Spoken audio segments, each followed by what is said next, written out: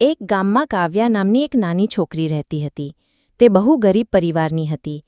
તેના પિતા મજૂરી કરતા અને માતા ઘરોમાં કામ કરતી. આર્થિક સ્થિતિ નબળી હોવા છતાં કાવ્યા હંમેશા ખુશમિજાજ અને ચહેરા પર સ્મિત રાખતી. ગામમાં દર વર્ષે નવરાત્રિનો મહોત્સવ ધૂમધામથી ઉજવાતો.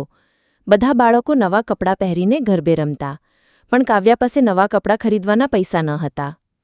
એકવાર નવરાત્રિના પહેલા દિવસે કાવ્યાને ખૂબ દુઃખ થયું. તે વિચારતી કે મારે પણ નવા કપડાં પહેરીને ગરબા રમવા છે, પણ મારા નસીબમાં નથી. માતાએ તેને પ્રેમથી કહ્યું, બેટા, નવરાત્રિનો સાચો અર્થ માત્ર નવા કપડાં કે શૃંગાર નથી. માતા દુર્ગા આપણને શીખવે છે કે હિંમત, શ્રદ્ધા અને શ્રમથી જીવનની દરેક લડત જીતી શકાય.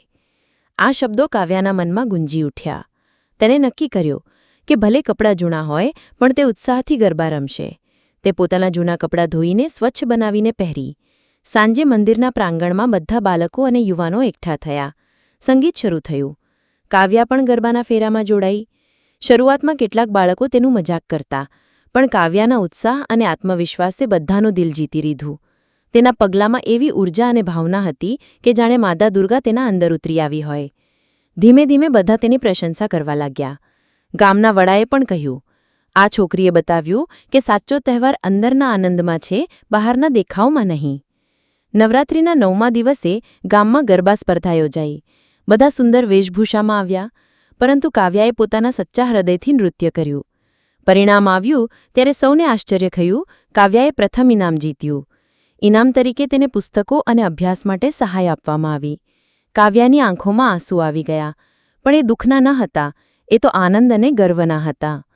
તેણે સમજ્યું કે માતા દુર્ગાની પૂજા માત્ર દીવો બળાવવા કે ભજન કરવા પૂરતી નથી, પરંતુ હિંમતથી પડકારોને જીતવામાં છે.